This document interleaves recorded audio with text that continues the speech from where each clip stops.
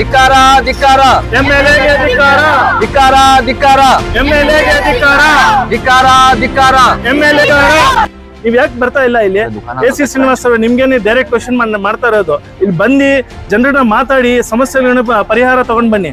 So next ಯಾರಿಗೂ ಈ ಏರಿಯಾಗೆ ಯಾರು ಬಂದು ಸಪೋರ್ಟ್ ಮಾಡ್ತೀರಾ ಅವರೇ ನೆಕ್ಸ್ಟ್ ಈ ಎಲೆಕ್ಷನ್ ಬರೋದು. ನೆಕ್ಸ್ಟ್ ಇಲ್ಲ ಅಂದ್ರೆ ಯಾರಿಗೂ ವೋಟ್ ಹಾಕಲ್ಲ. People of this constituency for the first time giving you a good mandate of 67,000 votes. It was not so easy, sir, because people were fed up with the previous MLA and nothing has happened in this constituency. So we thought like you will come, I'm specifically telling to you, sir, A.C. Srinivas, sir, you will come and do some changes to the constituency. But understanding the ground reality of this constituency, particularly for this area, it has become the kind of garbage ward now. ಬರೋದು ನೋಡೋದು photo ತೆಗಿಯೋದು Facebook ಅದು ಇದಕ್ಕೆಲ್ಲ ಹಾಕ್ಬಿಡೋದು ಹೋಗ್ಬಿಡೋದು. ಏನ್ ಬರೀ ತೋರ್ಸದ fashion ತೋರ್ಸದ? ಇಲ್ಲಿ ನಾವೇ ರಾಜಕೀಯ ಇರೋದು ಅದೆಲ್ಲ ಬೇಡ. ನಮ್ಗೆ क्लीन ಮಾಡಿ ಕೊಡ್ಬೇಕು. तो पाक ये कर को तुम एरिया करे तो पानी गिरने का सब करे तो हम वोट डालते हैं, तब तक वोट नहीं डालते हैं हमें तुमना। और अभी 8 दिन के अंदर ये कचरा पूरा पाक होना और ये पूरा फुटपाथ फेंकना हमारे को ಪ್ರತಿ ಒಂದ್ 2-3 ತಿಂಗಳಿಂದ ಇದರಿಂದೇನೆ ಬಿದ್ದಿದೀವಿ. ಯಾರು ಬಂದ ರೆಸ್ಪಾನ್ಸ್ ಕೊಡಲ್ಲ ಸರ್. ಇವಾಗ ಒಂದ್ ವಾರದಿಂದ ಲಾರಿ ಬರುತ್ತೆ, ರೋಡ್ ಅಲ್ಲಿ ಇರೋ ಕಸ ತುಂಬ್ಕೊಂಡು ಹೋಗ್ತಾರೆ. ಅಲ್ಲಿ ಹಳೆ ಕಸ ಹಾಗೆ ಇರುತ್ತೆ, ಅದನ್ನ ಹಾಗೆ ಬೆಂಕಿ ಹಾಕ್ಬಿಟ್ಟು ಹೋಗ್ಬಿಡ್ತಾರೆ ಅವರು. ಇರೋರಿಗೆ ಪ್ರಾಬ್ಲಮ್ ಗೊತ್ತಾಗುತ್ತೆ. ಎಷ್ಟಲ್ಲಿ ರಿಕ್ವೆಸ್ಟ್ ಮಾಡ್ತೀರಿ, ಲೆಟ್ರು ಬಂದು ಕೊಟ್ಟಿದ್ದೀವಿ ನಾವು ಆಫೀಸ್ಗೆ. ಇಲ್ಲಿಂದ ನೀವು ಒಂದ್ಸಲಿ ಹೋಗಿದ್ದೀರಾ, ನಿಮಗೆ ಹೋಗೋಕ್ಕೆ ಆಗ್ತಾ ಇರಲಿಲ್ಲ ಇಲ್ಲಿ ಗಾಡಿ ತೊಗೊಂಡು. ಇವಾಗ ಇಲ್ಲಿರೋರು ಹೆಂಗಿರ್ತಾರೆ ನೀವೇ ಹೇಳಬೇಕು.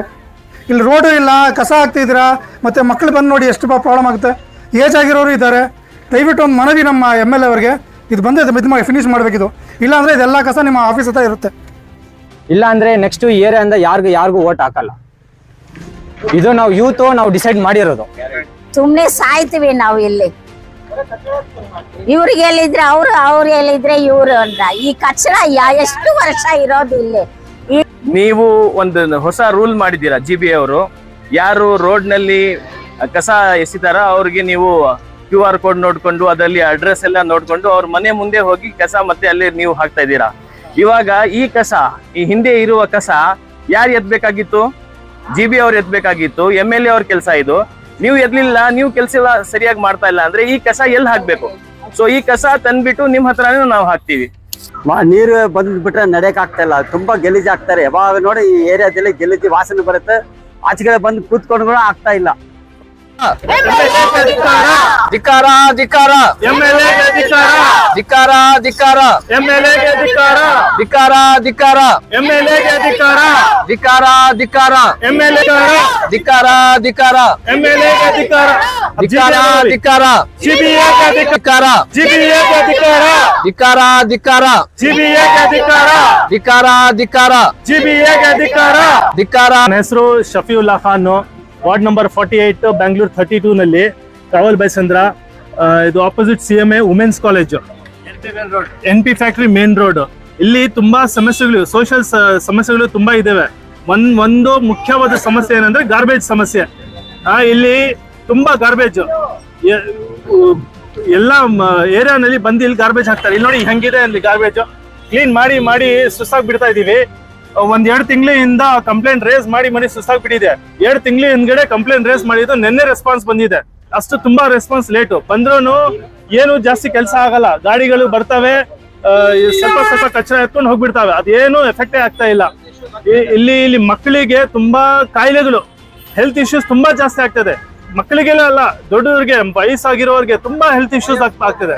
ಯಾರು ಮಧ್ಯರಾತ್ರಿ ಬಂದ್ಬಿಟ್ಟು ಬೆಂಕಿ ಹಾಕ್ಬಿಟ್ಟು ಹೋಗ್ಬಿಡ್ತಾರೆ. ಅದರಿಂದ ತುಂಬಾ ಸ್ಮೋಕ್ ಬಂದ್ಬಿಟ್ಟು ಇಲ್ಲಿ ಏರಿಯಾನಲ್ಲಿ ಎಲ್ಲ ಮನೆಯಲ್ಲಿ ಇರಕ್ಕೆ ಆಗಲ್ಲ. ಆತರ ಸಮಸ್ಯೆ ಆಗ್ಬಿಡ್ತಾ ಇದೆ. ಇದೆಲ್ಲ ಯಾರು ಮಾಡ್ತಾರೆ ಸರ್? ಕ್ಲೀನ್ ಮಾಡ್ತಾರೆ. ನಮ್ ಟ್ಯಾಕ್ಸ್ ಎಲ್ಲ ಕಟ್ ಮಾಡ್ತೀರಾ. 1 ವರ್ಷನಲ್ಲಿ ಕೇಳೋದಿಲ್ಲ, ಹೇಳಿದ್ರೆ ಅಷ್ಟು ಟ್ಯಾಕ್ಸ್ ಕಟ್ ಮಾಡ್ತೀರಾ ನೀವು. A.C. ಶ್ರೀನಿವಾಸ್ ಅವರು ಬಂದು ಇಲ್ಲಿ ವೋಟ್ ಬೇಕಂತ ಹೇಳಿದ್ವಿ. ಎಲೆಕ್ಷನ್ ಗೆಲ್ದಾದ್ಮೇಲೆ 1 ಸಲ ಇಲ್ಲಿ ಬಂದಿಲ್ಲ ಸರ್. ಯಾರಿಗೆ ಹೇಳ್ಬೇಕು ಹೇಳಿವಿ ನಾವು? MLA ಇಲ್ಲ ಅಂದ್ರೆ ಯಾರು ಹೇಳ್ಬೇಕು ಹೇಳಿ? 3 ಸಲ 10 ಸಲ ಕಂಪ್ಲೇಂಟ್ ಮಾಡಿದ್ರು 1 ಸಲ ರೆಸ್ಪಾನ್ಸ್ ಮಾಡಲ್ಲ. BBMP ಗೆ ಕಂಪ್ಲೇಂಟ್ ಮಾಡಿದೀವಿ, ಆನ್ಲೈನ್ ಕಂಪ್ಲೇಂಟ್ ಮಾಡ್ತೀವಿ. ಇಲ್ಲಿ ಬರ್ತಾರೆ ಆಫೀಸರ್ಸ್ ಗಳು, ಅವ್ರಿಗೆ ಹೇಳ್ತೀವಿ. ಏನಂದ್ರೆ ಮೇನು ಟೆಂಪ್ರರಿ ಸೊಲ್ಯೂಷನ್ ಇದೆ ನಿಮ್ಮ ಹತ್ರ.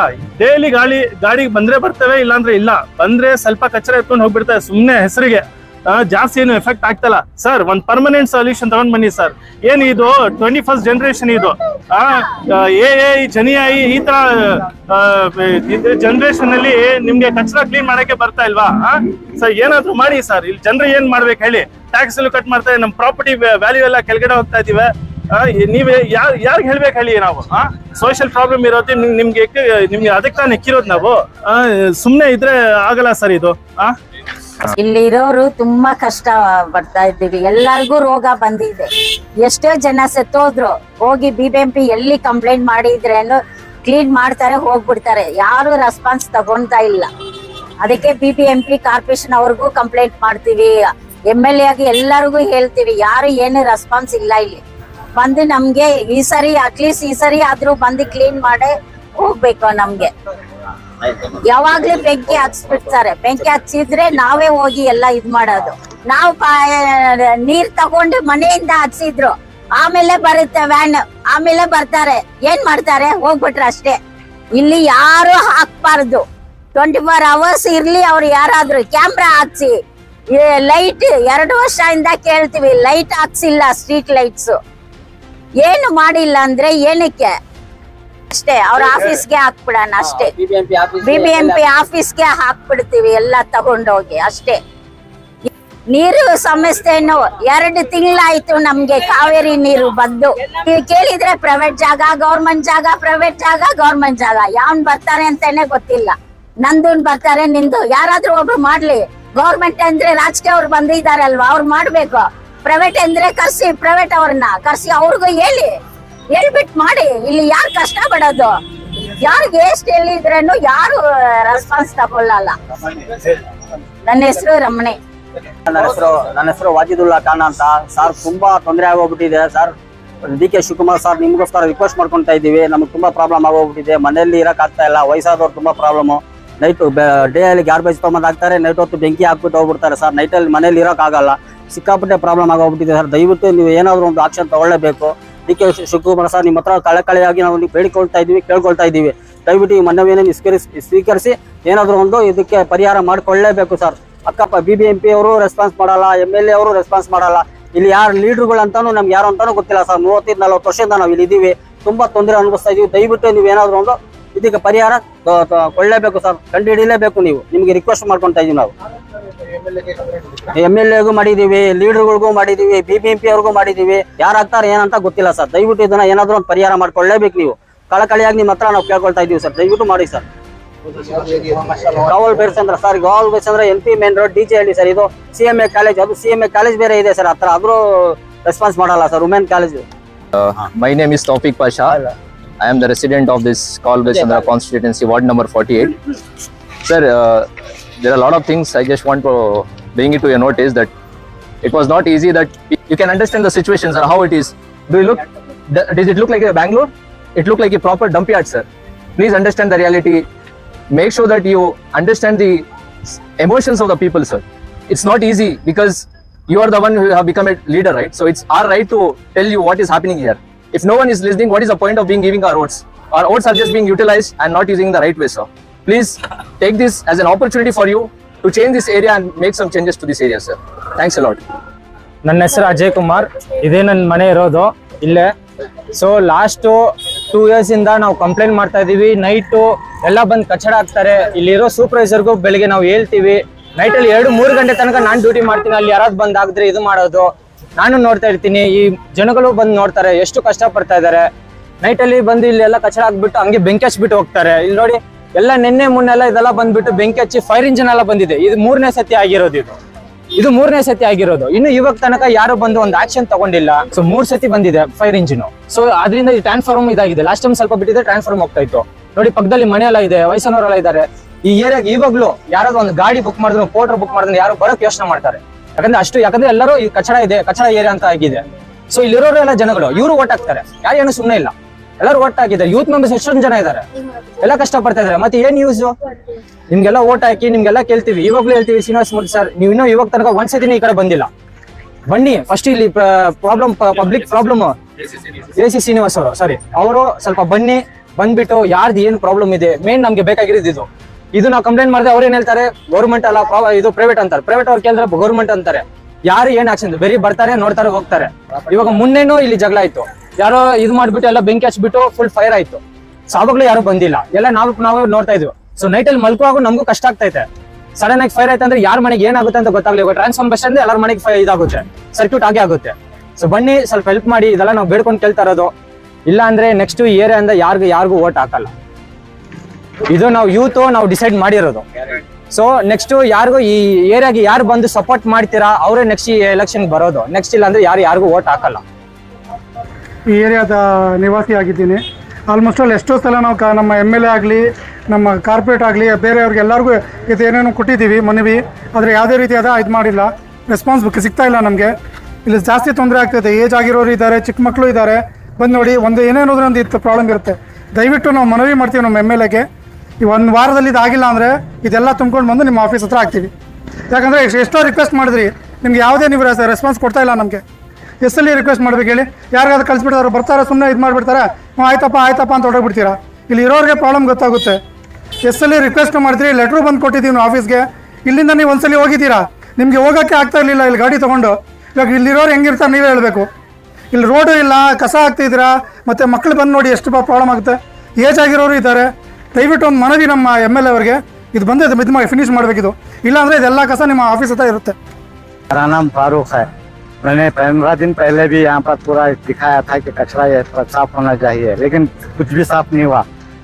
और जो है ना वैसे ही कचरा है, और गाड़ी तो घर का नहीं तो आती नहीं है।